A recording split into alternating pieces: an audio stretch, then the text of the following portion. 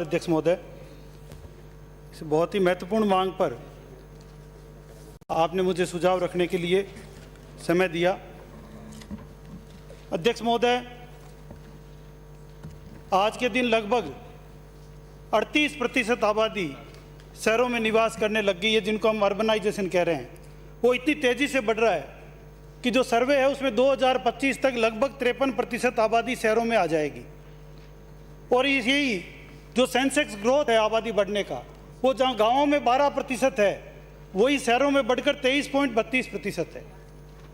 अध्यक्ष महोदय, ऐसे मौके पर जब हम आयोजन की बात कर रहे हैं, मास्टर प्लान की बात कर रहे हैं, शहरों की बात कर रहे हैं, तो मैं सबसे पहले इस सदन के माध्यम से धन्यवाद देना चाहूँगा राजस्थान पत्रिका के मुख्य संपादक आदरणीय गुलाब कोठारी जी को, जिन्होंने 7 अप्रैल 2004 को एक आर्टिकल लिखा था। क्या होना था, ये मैं आर्टिकल लेकर आया हूँ। इन्होंने लिखा था कि क्या होना था और क्या हो गया मेरे जयपुर का ये हाल। ये 7 अप्रैल 2004 को लिखा था मंत्री महोदय। ये केवल लेखनी इनकी थी, लेकिन ये राजस्थान के 5 करोड़ जनता की आत्मा की आवाज़ लिखी थी इन्होंने।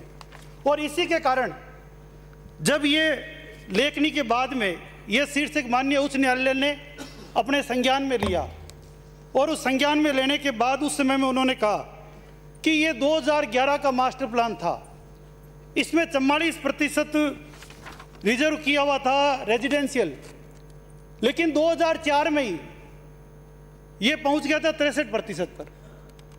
और उच्च न्यायालय के संज्ञान के बाद में आज भी हमारे विद्वान जो अधिकारी है, वो 2011 का मास्टर प्लान तो पूरा भी हो गया, लेकिन उसको उनके सूझबूझ से विद्वान अधिकारियों की देखरेख में आज तक ये मास्टर प्लान 2025 में भी लोग झूल रहे हैं, लटक रहे हैं, और डिपार्टमेंटों के बीच में लोग पिस रहे हैं कि ये मास्टर प्लान के और हाईकोर्ट के निर्णय के बाद में लोग कहाँ जाएं। अध्यक्ष महोदय, इसके साथ साथ यदि हम आज का आंकलन करें तो ये 64% बढ़कर एनक्रोचमेंट तक पहुँच गया, 80% तक ये एनक्रोचमेंट पहुँच गया। एक अव्यवस्थित, बेतरतीब, दिशाहीन विकास के दलदल में हमने शहरों को धकेल दिया। ये हम सबको बैठकर चिंता करने का विषय है। अध्यक्ष महोदय, जयपुर के बारे में तो सदियों से कहा जाता है कि ये नियोजित और व्यवस्थित शहर है, और 12 जनवरी को 2017 को इसी राजस्थान उच्च न्यायालय ने 257 पृष्ठ का एक फैसला दिया, और जिसमें मास्टर प्लान की सारी बातों को नियोजित किया गया। और वो भी मैं लाया हूँ, उसमें लिखा है कि घुटती सांसें, मरते शहरों को संजीवनी। ये राजस्थान उच्च न्यायालय ने टिप्पणी करके और अपना 257 पेज का फैसला दिया। इसके बाद में अध्यक्ष महोदय, इस फैसले में बहुत सारे निर्देश थे, और उसने बड़ी बात ये लिखी कि हमारी नीयत तथा सरकारी नीतियां इस सारी खराबी के लिए जिम्मेदार है, यानी हम सब इसके लिए जिम्मेदार है। सरकार की घोषणाएं व उनकी क्रियान्विति में इतना अंतराल हो जाता है कि उनकी लागत और स्वरूप दोनों बदल जाते हैं, जिसका आपने भी कल जिक्र किया था अध्यक्ष महोदय। उनके उद्देश्य और उद्देश्य विहीन हो जाती है योजनाएं। अध्यक्ष महोदय, इसमें मुख्य जो बातें थी वो आबादी शहर से बाहर हो, उद्योग जो हैं वो, फुटपाथ, आम रस्तों को भी अतिक्रमण से मुक्त किया जाए, राष्ट्रीय राजमार्गों के पास में हरित पट्टी बनाई जाए, ग्रीन बेल्ट का कन्वर्जन रुके, पार्कों की पार्किंग के नियमों की सख्ती से पालना हो, और सबसे बड़ी बात जो लिखी थी कि शहरों का विस्तार रुके। हम वर्टिकल शहरों को विकास की तरफ बढ़ाएं, और वर्टिकल बढ़ाने के लिए हमको सबब्स को मेट्रो से जोड़ना पड़ेगा, इलेक्ट्रिक बसों से जोड़ना पड़ेगा, सबब्स में हमको डेवलपमेंट्स देने पड़ेंगे, सबब्स में हमको इंफ्रास्ट्रक्चर देना पड़ेगा, वहाँ कॉलेज, हॉस्पिटल्स देने पड़ेंगे। ये सब इसके मुख्य बिंदु थे। नगर नियोजन के कार्यों में अध्यक्ष महोदय, मैंने पिछली बार भी सदन में कहा था कि ये दुर्भाग्य है कि हम 1973 एक्ट की तो बात करते हैं, लेकिन उस एक्ट को तार तार करने का काम भी सरकारों ने किया, चाहे कोई भी सरकार रही हो। और आज शहरों का हाल ये है कि 2 दर्जन से ज़्यादा विभाग डेवलपमेंट के काम में लगे हैं एक ही शहर में। मैं नाम पढ़ूं तो जेडीए, नगर निगम, जलदाय विभाग, बिजली विभाग, यूआईटी, सार्वजनिक निर्माण विभाग, BSNL, RUIDP, smart city, metro, रूडिस्को, सिस्को, housing board, cable digital network, आवास विकास, रीको, ये ऐसे 25 से ज़्यादा विभाग एक शहर के डेवलपमेंट में रुके हैं। और उसका नतीजा ये होता है अध्यक्ष महोदय कि अभी जयपुर के हृदय स्थली सी स्कीम में जो एक 40 फीट गहरा खड्डा हुआ, आज भी वहाँ बैरिकेटिंग की हुई है। वो क्यों हुआ? क्योंकि वहाँ सड़क तो बनाती है जेडीए, और वहाँ सीवरेज डालती है नगर निगम, वहाँ तार डालने की अनुमति देती है जेडीए, और जब वो होलो हो जाता है वहाँ पे तो बरसात का पानी जाता है और सीवरेज ब्लास्ट होगी। ये पिछले 5 साल में 3 बार हो गया एक ही जगह पे। ये बेतरतीब विकास का एक नायाब नमूना हम हर साल देखते हैं। अध्यक्ष महोदय, अकेले जयपुर शहर में दोनों ही सरकारों ने मिलाकर 10 साल में 30,000 करोड़ रुपए खर्च किया है। मंत्री महोदय, 30,000 करोड़ रुपए इन सारे विभागों ने मिलाकर। लेकिन जयपुर के नहीं, पूरे की राजस्थान के किसी भी शहर के 30 आदमियों को आप खड़ा करके बता दें जो ये दिल से मान लें कि हाँ मेरे शहर का विकास हुआ है और नियोजित विकास हुआ है। ये एक बहुत ही बड़ी चिंता का विषय है सभापति महोदय। मैं यदि बात करूं मेरे विधानसभा क्षेत्र सांगानेर की, तो सांगानेर में बांकरोटा, कमला नेहरू नगर, नारायण विहार, रामपुरा रोड क्षेत्र, पृथ्वीराज नगर, रिको कांटा, कल्याणपुरा, सचिवालय नगर, विधानसभा नगर, पत्रकार कॉलोनी, ढाणी कुमाऊतान, झूलेलाल नगर, हीरावाली खावड़ा, देरराज नगर, श्रीजी नगर, मदरामपुरा, तेजाजी का बाड़ा, माल की ढाणी, डिग्गी रोड, मुआना, शिकारपुरा क्षेत्र, जोतड़ावाला, गोविंदपुरा, बागड़ों का बड़, Kokawas, Govardhan Nagar, Tibba toll tax, India gate, Pratap Nagar, Chak gate और श्योपुर, ऐसी 600 से ज़्यादा कॉलोनियाँ हैं जिनमें आज़ादी के 75 साल बाद भी, राजधानी जयपुर में भी, इनमें चलने को सड़क नहीं है और सीवरेज नहीं है, मूलभूत सुविधाएं नहीं है इनमें। अध्यक्ष महोदय, बिल्डर कॉलोनियां काट के चले जाते हैं, जेडीए पैसे जमा करके भूल जाता है और उसके बाद वहां विकास नाम की कोई चीज नहीं है। खुद जेडीए की काटी हुई स्कीमों में कई बार यहां विधानसभा में प्रश्न लग गई, वहां भी लाइटें तक नहीं लगी हुई। ये विकास का हाल है। अध्यक्ष महोदय, बहुत सारी कॉलोनियां सोसाइटियों द्वारा भी काटी जाती है। उनका तो इतना बुरा हाल है कि सोसाइटियां जब काटती है तब कोई नहीं रोकता, वहां मकान बन जाते हैं। आज जयपुर शहर में लाखों मकान बने हुए हैं, कोटा में आपके बने हुए मंत्री महोदय, उदयपुर अजमेर में बने हुए हैं, लाखों मकान बन गए। वहां यूआईटी जेडीए उनमें डेवलपमेंट नहीं करता कि हमारा क्षेत्र नहीं है, नगर निगम की इतनी श्रद्धा नहीं है कि उसमें डेवलपमेंट कर सके। आखिर वो लोग कहां जाएंगे, वो लोग कहां जाएं, लाखों लोग। और ये बेतरतीब विकास दिन प्रतिदिन बढ़ता जा रहा है। या तो इनको रोका जाए या इनमें मूलभूत सुविधाएं दी जाए। अध्यक्ष महोदय, 20-20, 30-30 सालों से इनको लोग रह रहे हैं। मैं सरकार से मांग करूंगा, और धारीवाल साहब आप तो यूडीएस के एनसाइक्लोपीडिया हैं, कि वो प्रशासन शहरों के संग अभियान जिसकी आप बार बार बात कर रहे हो, इस बार वो लाओ तो पूरी तैयारी के साथ लाओ कि जो 20-20, 30-30 सालों से जो लोग रह रहे हैं उसमें कोई घर बचे नहीं जिसमें यदि लोग रह रहे हो तो उनको पट्टा देने का काम, ये नेक काम आप करें, हम भी इसमें आपका साथ देंगे। अध्यक्ष महोदय, सीवरेज लाइनें तो 25-25, 30-30 साल पुरानी हो गई। अभी आपने एमएलएज को वहां पर फ्लैट दिए हैं मानसरोवर में, वहां सीवरेज की स्थिति 30 साल पुरानी है, हर दिन जाम रहते हैं। आधे से ज्यादा एमएलए डेली फोन करते हैं कि सीवरेज सफाई करवाओ। प्रताप नगर में, हाउसिंग बोर्ड में 30-30 साल पहले सीवरेज डली थी, आज तक उनको कोई देखने वाला नहीं है कि जब आबादी से 10 गुना विस्तार हो गया। इस प्रकार आज यातायात जाम की यदि बात करें तो हमको पब्लिक ट्रांसपोर्ट पे आज सबसे ज़्यादा ध्यान देने की आवश्यकता है शहरों में, जो आने वाले दिनों में इस स्वच्छता के बाद में सबसे बड़ी समस्या शहरों में जो बन रही है वो ट्रैफिक जाम की समस्या बन रही है। इस पब्लिक ट्रांसपोर्ट की भी मैं बात करूंगा। सभापति महोदय, 3-4 रोडों की भी मैं बात करूंगा।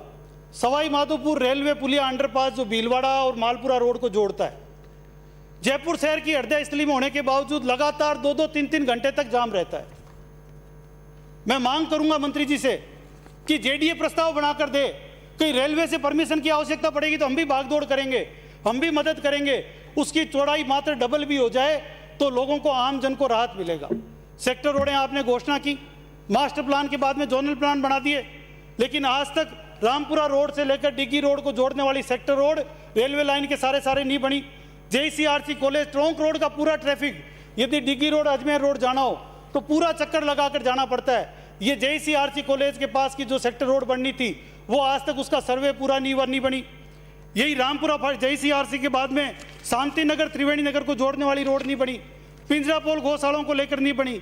पृथ्वीराज नगर की सेक्टर रोडें हैं बाकी पड़ी है, माननीय मंत्री महोदय का क्षेत्र भी आता है इसमें, और इनको अविलंब बनाएं। और यह भी मैं मांग करूंगा कि एयर कंडीशन में बैठकर अधिकारियों ने जो मास्टर प्लान का तोड़ निकालने के लिए जो जोनल प्लान बनाए उसमें ऐसी लाइनें ड्रॉ भी कर दी जहां सैकड़ों साल से लोग रह रहे हैं, हजारों मकान उसमें आ रहे हैं। या तो वो रोड बनाने के लिए हजारों मकान तोड़ने की यदि हिम्मत हो सरकार की, तो वो आगे बढ़ाएं, अन्यथा उनको विलोपित करने का भी कोई काम करें जो हजारों लोगों को जो मकान टूटने में आ रहे हैं।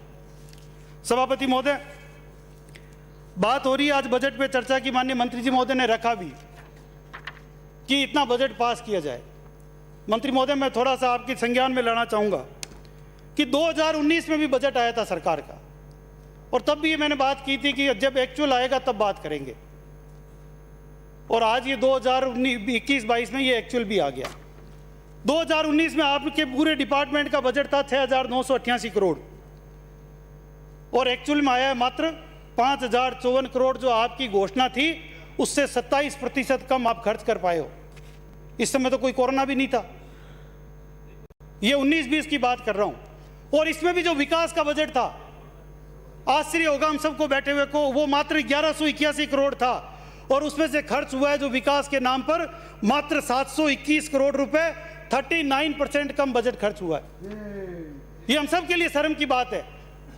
इसके साथ साथ में 2020-21 में आपने रखा 7,428 करोड़ रुपए। मैं दिसंबर तक के आंकड़े लाया हूं, दिसंबर तक मात्र 2,756 करोड़ रुपए आपका खर्च हुआ है, जो आपकी घोषणा का मात्र 37% है। और इस साल का तो मंत्री महोदय, मुझे एक बड़ी गलतफहमी थी कि सदन में तो केवल आप ही दिखते हो, तो आपका तो भारी भरकम बजट होगा। मैं पूरे बजट को लालटेन लेकर उससे बायोकुलर लेंस से ढूंढने लगा, तो 2,50,000 करोड़ के बजट में 38% शहरी आबादी के लिए मुझे बजट ढूंढने पर मिला। जो विकास के लिए बजट मिला, कैपिटल एक्सपेंडिचर, वो मिला मात्र 1,431 करोड़ रुपए आपके डिपार्टमेंट का। बड़े ढूंढने के बाद जो कुल भारी भरकम बजट और घोषणाओं में यदि निकालो तो 0.57%, केवल 0.57%। अब यदि तनख्वाह वाला भी इसमें जोड़ लो, आप टोटल रेवेन्यू प्लस भी कर लो, तो भी उसमें 3309 करोड़ रुपए होता है, वो टोटल बजट का 1.4%। अध्यक्ष महोदय, हम सदन में स्मार्ट सिटी की बात करते हैं। मैं आज स्मार्ट सिटी के बाद में खुलकर कहना चाहूंगा, भले ही ये स्मार्ट सिटी के बारे में हम बात करते हो, कौन सी स्मार्ट सिटी की हम बात कर रहे हैं? एक तरफ वो स्मार्ट सिटी जो जयपुर शहर की, उदयपुर की मात्र 3-3 किलोमीटर की 3 सड़कों के लिए 170 करोड़ रुपए खर्च हो रहे हैं, और एक तरफ हजारों कॉलोनियों में चलने के लिए सड़क नहीं है, सीवरेज नहीं है, तार हमारे नंगे आसमान में, उनको अंडरग्राउंड करने के लिए बजट नहीं है, और हम स्मार्ट सिटी की कल्पना कर रहे हैं। कौन सी स्मार्ट सिटी की कल्पना कर रहे हैं? अध्यक्ष महोदय, मैं अमेरिका गया था स्मार्ट सिटी के टूर पर। पूरे दुनिया में स्मार्ट डस्टबिन जो है वो अमेरिका का ही हमेशा उदाहरण दिया जाता है। जब हम वॉशिंगटन गए, न्यूयॉर्क गए, तो वहां पर जिस स्मार्ट सिटी की आप बात कर रहे हैं, ये स्मार्ट सिटी का प्लान किसने बनाया? मैं वही आपसे अभी मेरी बात सुनिए, मुझे सुन लीजिए 2 मिनट। ये स्मार्ट सिटी का प्लान किसने बनाया कि किस एरिया में स्मार्ट सिटी का काम होगा? एडीबी एरिया कहलाता है। वो एडीबी एरिया को किसने चूज किया? 2015 में केंद्रीय सरकार के द्वारा चूज किया गया है। उसमें ये है उसकी जो आपकी गाइडलाइन है, उस गाइडलाइन के अनुसार उसी एरिया में आप काम करवा सकते हो, उसके बाहर काम नहीं करवा सकते। आप कह रहे हो कि साहब कॉलोनियों में करवाओ, और वहाँ करवाओ, और वहाँ करवाओ, और वहाँ करवाओ। पूरी जानकारी लीजिए आप इसकी, स्मार्ट सिटी की पूरी। मंत्री महोदय, बिल्कुल सही फरमाया आपने। तो मैं उस मूल स्मार्ट सिटी के प्रस्ताव को भी आपको याद दिला दूं कि मूल स्मार्ट सिटी का प्रस्ताव मोदी जी ने नहीं भेजा था, वो हमने यहां से भेजा था पास कर करके, और आपने उसमें छेड़छाड़ करके वो मूल स्मार्ट सिटी के प्रस्ताव को बदल दिया आपने। मंत्री महोदय, मूल स्मार्ट सिटी के प्रस्ताव आपने बदले हैं, मोदी जी ने नहीं बदला। आप जवाब दे देना इसका, जवाब दो। 2015 में आपने, मैं आपके भाई 2015 में आपकी सरकार, तो हमारी सरकार थी ना, मैं कब मना कर रहा हूं? हमने तो नहीं भेजा, अधिकारियों ने बनाया, मैं कब मना कर रहा हूं? मैं कह रहा हूं ना, मैं सरकार की बात ही नहीं कर रहा, मैं सदन की बात कर रहा हूं। अध्यक्ष महोदय, मैं सरकारों में नहीं जा रहा, चाहे हमने बनाया हो या आपने। मेट्रो आपने बनाई तो कौन सी 2,000 करोड़ रुपए खराब नहीं किए? अभी माननीय आप भी बोल लेना, ये रामगंज पे ले आऊंगा मैं, अभी रुको आप। सभापति महोदय, इस स्मार्ट डस्टबिन की हम बात कर रहे हैं। वॉशिंगटन और न्यूयॉर्क में जब स्मार्ट डस्टबिन पे हमने देखा तो वहां उस चिप लगाने पर रिसर्च हो रहा था, और जब मैं जयपुर आया तो यहां की स्मार्ट सिटी ने वो चिप परचेज कर लिए। तो मैंने उसमें ऑब्जेक्शन रेज किया, आपसे फाइल मंगाकर देख लो कि जो डस्टबिन जिस संस्था के पास डस्टबिन ही नहीं हो वो चिप कहां लगाएगा। तो वो 3 करोड़ की चिप बेचने का काम दूसरे देश कर रहे हैं और हमारी स्मार्ट सिटी के अधिकारी वहां घूमने जाने के नाम पर बिना डस्टबिन के वो चिप की खरीद करते हैं। ये जांच का विषय होना चाहिए। मैं पार्टी से ऊपर उठकर कह रहा हूं। सभापति महोदय, पौंड्रिक पार्क की बात आई। अभी आपने स्मार्ट सिटी में पौंड्रिक पार्क नहीं था मंत्री महोदय। पौंड्रिक पार्क क्या है? महाराजा सवाई जय सिंह जी ने पौंड्रिक पार्क बनाया। विश्व का सबसे बड़ा अश्वमेध यज्ञ यहां पर हुआ। यह जयपुर शहर की तीज और गणगौर की यात्रा का हृदय स्थल है पौंड्रिक पार्क। और इसमें यह भी लिखा है जयपुर शहर के फेफड़े हैं। उस पौंड्रिक पार्क में कंक्रीट का जाल बनाने का काम किसने किया? आपके तथाकथित विधायकों के कहने पर आपने इस स्मार्ट सिटी का प्लान बदलने का काम किया। यह मोदी जी ने नहीं बदला। ये पौंड्रिक पार्क आपने छेड़ा। और मैं आपको याद दिला रहा हूं कि इसी के बगल में चौगान स्टेडियम में आपने पार्किंग का प्लान ले रखा है। आप इसमें पार्किंग डबल कीजिए। और आपके मुख्यमंत्री जी ने जो घोषणा की थी, एक जयपुर में हेरिटेज वॉक बनाएंगे, ट्रैफिक फ्री जोन बनाएंगे, वो 3 साल से पूरी नहीं हुई, होगी भी नहीं। मैं आपको सुझाव दे रहा हूं कि आप चौगान स्टेडियम से पौंड्रिक पार्क तक ये ट्रैफिक फ्री हेरिटेज जोन बना दीजिए। तो इसमें जयपुर की आत्मा भी बचेगी, जयपुर के फेफड़े भी बचेंगे और आपकी बजट की घोषणा भी पूरी हो जाएगी। अध्यक्ष महोदय, आज जब हम बात कर रहे हैं तो आधे से ज्यादा राजस्थान नगर निगम और नगर पालिकाओं में आता है। अब नगर निगम और नगर पालिकाओं में आता है तो आप और हम सबको अभी ये नगर निगम और नगर पालिकाओं का परिसीमन भी याद होगा। पहले हमने परिसीमन कर दिया सरकार ने मनमर्जी से।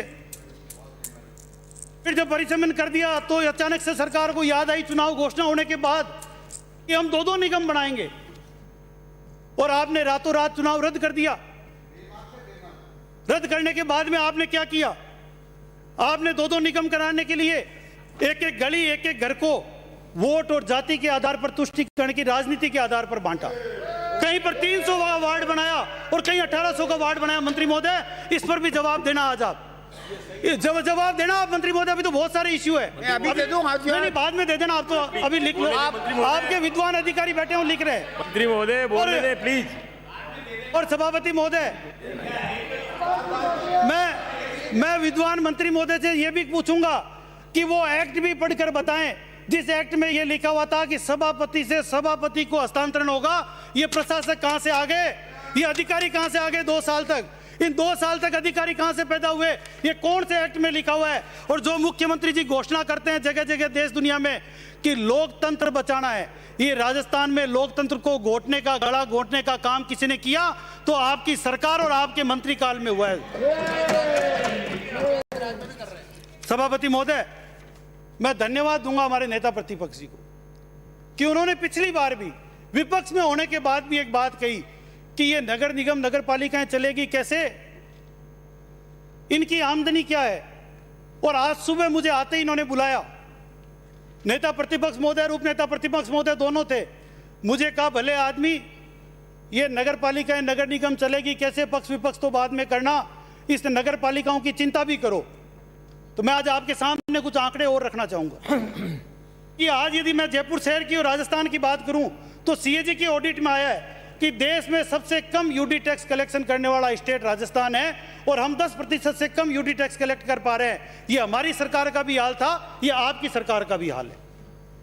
आखिर ये कहां जाएंगे? तनख्वाह देने के लिए पैसे नहीं है नगर पालिकाओं के पास। और इसके लिए हमको हमारे बराबर के शहर जयपुर की यदि मैं बात करूं तो सूरत, भोपाल, इंदौर, अहमदाबाद, हैदराबाद, इनका टैक्स कलेक्शन 300 करोड़ रुपए से लेकर 1200 करोड़ रुपए तक है और जयपुर का मात्र 62 करोड़ रुपए, उदयपुर का 9 करोड़ रुपए, आपके कोटा का 6.5 करोड़ रुपए साल का, मंथ नहीं सर। आखिर ना हम कलेक्शन कर पा रहे हैं, न सर्वे कर पा रहे हैं, न जांच कर पा रहे हैं। इन सब के लिए आपके पास नगर पालिकाओं में तो अधिकारी नहीं है। छोटी छोटी उदयपुर, कोटा में 1-1, 2-2 अधिकारी है, जयपुर में 20-25 अधिकारी है और लाखों संपत्तियां हैं। तो मैं मांग करूंगा मंत्री महोदय से कि इसमें से आप सर्वदलीय बैठक बुला लें, हम इसमें सहयोग करेंगे, हमारे नेता प्रतिपक्षी सहयोग करेंगे, लेकिन इसका एक कोई नियम बनाए। जो मैंने अनुभव किया है कि इसमें हमारे नियमों में कठिनाई ये है कि किसी आदमी को पता ही नहीं है कि मुझे कितना टैक्स देना है। और मैं एक उदाहरण दूंगा आपको। जब मैं जयपुर में महापौर था तो मैंने जब इसकी जांच बिठाई तो एक प्लॉट का, खाली प्लॉट का यूडी टैक्स आता था 1 लाख रुपए। उसमें बिल्डिंग बन गई तो उसका यूडी टैक्स आया मात्र 6,500 करोड़, 6,500 रुपए। तो मैंने अधिकारियों की टीम भेजी, उसमें कुछ पार्षदों को साथ भेजा, तो जांच करने पर सामने आया कि जब खाली था तब तो टैक्स बनता था, और जब 9 मंजिल की बिल्डिंग बन गई तो उसके जो फ्लैट थे वो 1500 स्क्वायर फीट से छोटे थे, इसलिए पूरी बिल्डिंग और जमीन टैक्स फ्री हो गई। जो खाली जो सोसाइटी का जो एरिया था वो 6,500 रुपए टैक्स बना। ये इस तरह से हमारी कहीं ना कहीं इसमें खामियां है। दूसरा, टैक्स कलेक्ट करने के लिए कोई अधिकार नहीं है, आप बंदूक लगाकर टैक्स ले नहीं सकते, और हर बिल्डिंग और प्रॉपर्टी को सीज हम कर नहीं सकते। आखिर इसके बारे में हमको चिंता करनी पड़ेगी कि लोगों को जानकारी हो कि मुझे कितना टैक्स देना है। हर आदमी देना चाहता है। 7 लाख तरह की जयपुर में पिछले 10 सालों की डीएलसी मिलाकर 7 लाख तरह की डीएलसी हो गई। कौन सा आदमी किससे गणना करेगा, कैसे सेल्फ असेसमेंट करेगा? मैं आपसे निवेदन करूंगा, नगर पालिका, नगर निगम, शहरों में जिधर देखो वहां मांस मछली की अवैध दुकानें नजर आती है। ये दुकानें अवैध क्यों है? क्यों नहीं हम अच्छे स्लॉटर हाउस का विकास करें? हम उनको प्रॉपर फेज मैनेजमेंट में दें, जो नियम बने वो नियम कानून कायदों पर दें। ठेलों पर बिक रहे मांस मछली, वहीं पर कटाई हो रही है क्योंकि प्रॉपर स्लॉटर हाउस नहीं है। इनकी मॉनिटरिंग के लिए जो कमेटियां बनी, जो अधिकारी बैठे हैं, वो इनकी मॉनिटरिंग नहीं कर रहे हैं, इसमें ठीक से काम नहीं कर रहे हैं, और अनहाइजीनिक फूड लोगों को खाना पड़ रहा है। कितनी मौतें आज तक हो गई, कितने इसमें रोग फैल गए, इसके लिए हमको चिंता करनी पड़ेगी। मैं कहूंगा स्वच्छता की बात, सभापति महोदय, देश की प्राचीर से, लाल किले से जब प्रधानमंत्री जी ने स्वच्छता की बात कही तब लोगों ने झाड़ू उठाने को अपने आप में गर्व महसूस किया, और हर नेताओं ने, हर अधिकारियों ने झाड़ू के साथ सोशल मीडिया पर पोस्टें डालनी शुरू की। इस स्वच्छता के बारे में हमको चिंता करनी पड़ेगी। डोर टू डोर कलेक्शन का क्या हाल है वो चिंता करनी पड़ेगी, और डोर टू डोर कलेक्शन के बाद में जो कचरा निस्तारण का जो काम है, जिसमें 490 रुपए प्रति व्यक्ति केंद्र सरकार दे रही है, 160 रुपए राज्य की सरकार दे रही है, उस ठोस कचरा निस्तारण के इसका प्रबंध भी राजस्थान में अभी तक कहीं पर भी नहीं है। हमने यहाँ पर जगह जगह एक प्लांट कहीं लगा दिया, दूसरा कहीं पर लग गया, एक जगह खाद बन रही है तो दूसरी जगह वेस्ट कलेक्शन नहीं हो पा रहा। यदि वहाँ पर वो हो रहा है तो इलेक्ट्रिसिटी जनरेट करने का कोई हमारे पास साधन नहीं है। मुझे लगता है इसमें पूरे राजस्थान में एक रूपता हो, इसमें केंद्र सरकार भी पैसा दे रही है और राज्य सरकार का भी पैसा लग रहा है। एक रूपता के साथ हमको इस निस्तारण के बारे में सोचना चाहिए, और इसके साथ साथ जो यूजर फीस है वो भी हम पूरे राजस्थान में कहीं इकट्ठी नहीं कर पा रहे हैं, क्योंकि कचरा उठता ही नहीं है तो लोग यूजर फीस देंगे नहीं। इसके बारे में भी हमको चिंता करनी पड़ेगी। अध्यक्ष महोदय, गैराज का क्या हाल है नगर पालिका, नगर निगमों में? यदि हम गैराज की बात करें तो उनकी ऑडिट नहीं होती कभी। आज भी हम 21वीं सदी में गैराज का कोई सॉफ्टवेयर नहीं है कि किस गाड़ी में कितनी बार रिपेयरिंग हो गई, कितनी बार कितना डीजल पेट्रोल डल गया। और जब बड़े बड़े निगम जहां पर है, जहां लाखों लीटर डीजल पेट्रोल लगता है, हम उनमें तो पेट्रोल पंप भी खुद के खोल सकते हैं। कम से कम जो हमको जो मार्जिन है जो वेंडर को जाता है वो तो बचेगा। और दूसरा, गैराज और पेट्रोल दोनों एजेंसियां अलग अलग की जाए, जिससे ये जो गालमेल का जो खेल चल रहा है हर नगर पालिका, नगर निगम में, ये भी बचे। इसके साथ साथ सभापति महोदय, आज युवाओं की हम बात करें तो पार्क तो बहुत है, लेकिन हर पार्क में, हर कॉलोनी में एक समस्या है कि युवाओं के लिए खेलने का कोई मैदान नहीं है। मैं मांग करता हूं सदन में कि कुछ पार्कों में विधिवत रूप से खेलने के मैदान बनाए जाए, ताकि वहां के नौजवान बच्चों को खेलने का मौका मिले। जैसे आज मानसरोवर की बात करो तो मानसरोवर में छोटे बड़े 160 पार्क हैं। अब 160 पार्क में हम 60 खेल के मैदान भी दे सकते हैं, वरना जिस तरह से बच्चे दिन भर मोबाइल पे, कंप्यूटर पे, टैब पे बैठ रहते हैं, ये डिजिटल वर्चुअल दुनिया में बच्चे चले गए। उनको खेल के मैदान की पूर्ति करना भी हमारी जिम्मेदारी है। आज पुलिस थानों के बाहर क्या है, स्वच्छता की हम बात करते हैं तो जगह अलॉट होने के बाद भी हर पुलिस थाने के बाहर सैकड़ों की तादाद में सालों से गाड़ियों के अंबार लगे हुए हैं। कोई देखने वाला नहीं है, उनको कोई कहने वाला नहीं है कि ये गाड़ियां यहां से हटाए, या तो इनका ऑक्शन करें या इनका डिस्पोजल करें। ये हमारी शहरी प्रशासन को करना पड़ेगा। मैं मंत्री महोदय आपसे निवेदन करता हूं, बीआरटीएस कॉरिडोर जयपुर शहर में, अब ये भी आप जवाब दोगे तब आप कहोगे साहब आप लाए थे 2006 में। बिल्कुल लाए होंगे, कुछ अच्छा सोचकर लाए होंगे, लेकिन जिन 43 पैमानों पर बीआरटीएस कॉरिडोर को काम करना था, राजस्थान में 39 पैमानों पर वो फेल है। जयपुर में 1616 किलोमीटर मात्र बन पाया। 450 करोड़ का आपका बजट था, शायद 170 करोड़ खर्च भी हो गए। 2 जगह सिक्कर रोड और न्यू सांगानेर रोड पर ये है, अब तक 250 के लगभग मौतें हो चुकी है। प्रति वर्ष 900 से ज़्यादा हादसे होते हैं। मैं मांग करता हूं आपसे कि इस BRTS कॉरिडोर को अविलंब हटाया जाए। 1% आबादी के वो काम आ रहा है और 25% जगह BRTS कॉरिडोर ने घेर रखी है। इस BRTS कॉरिडोर को अविलंब हटाया जाए और यदि इसमें इन पैसों का कहीं उपयोग करना है तो मेट्रो कॉरिडोर को आगे सांगानेर तक, डिग्गी कल्याणपुरा रोड तक यदि लेकर जाएंगे तो मेट्रो फेज फर्स्ट भी आपका प्रॉफिटेबल हो जाएगा। ये मैं आपको दावे के साथ कह रहा हूं। 5 लाख की आबादी उससे जुड़ेगी। इसके साथ साथ JCTCL, और मंत्री महोदय ये तो आपके आंखों के सामने ही हुआ है, आप ही की सरकार ने किया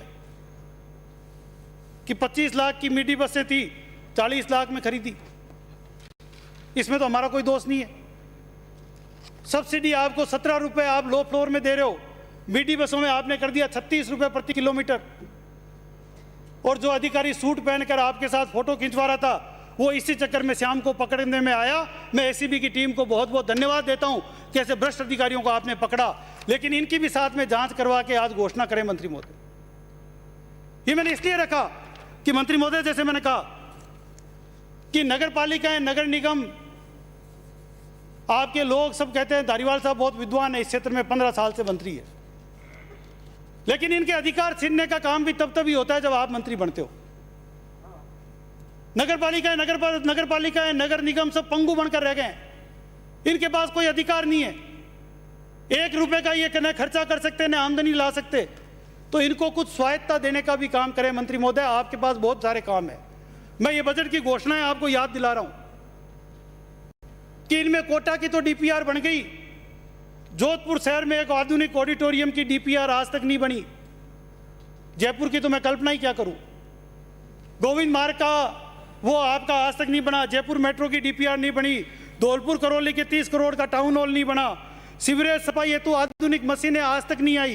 कोटा में चंबल रिवर की 5 करोड़ की DPR आधी से ज्यादा बन गई। कोटा में बनेगा साहब। भीलवाड़ा शहर में कोठारी नदी पर हाई लेवल ब्रिज नहीं बना। जोधपुर में सुपर शक्कर मशीन आज तक नहीं आई। भीलवाड़ा शहर में 50 करोड़ की लागत का आरोपी निर्माण नहीं हुआ।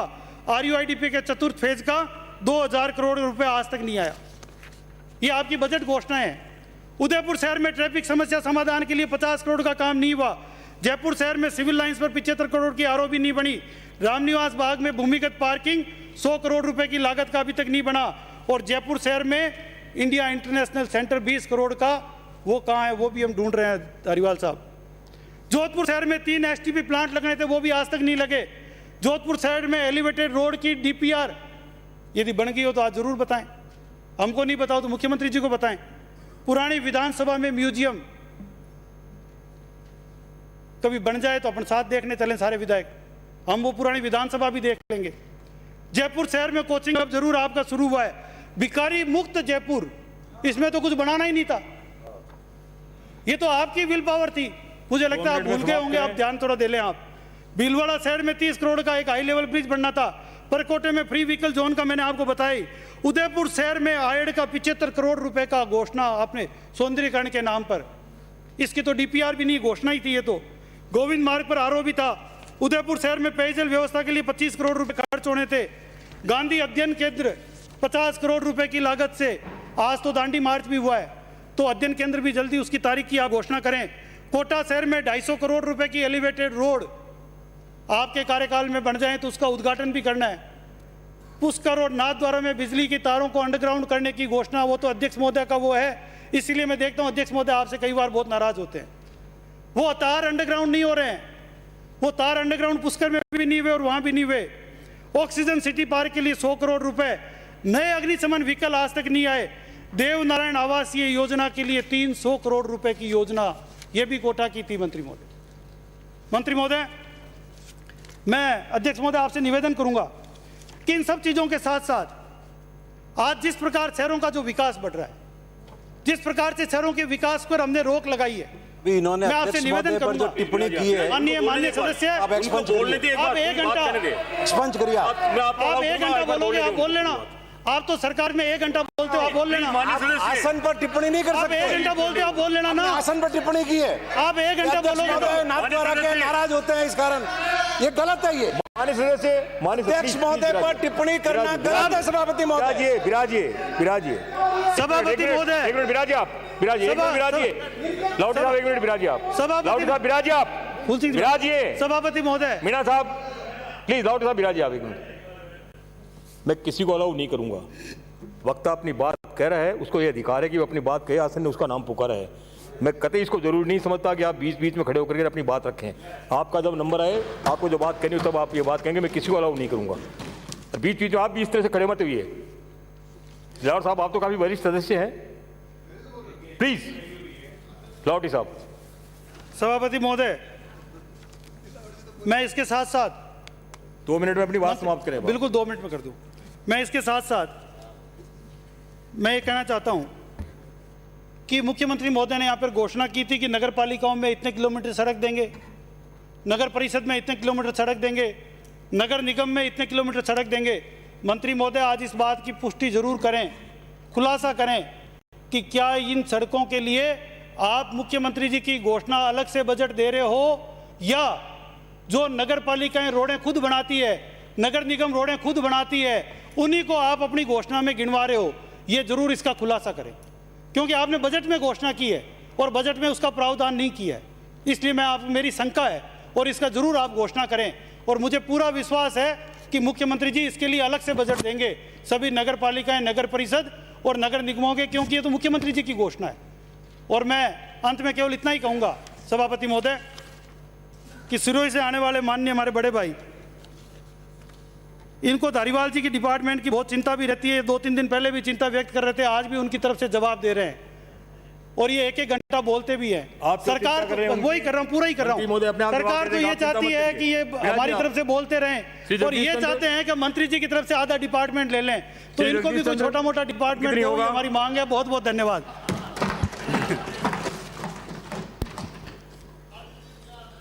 माननीय सभापति महोदय, मांग संख्या 29 पे बोलने के लिए आपने मुझे मौका दिया, उसके लिए धन्यवाद। नगरीय विकास और स्वायत्त शासन विभाग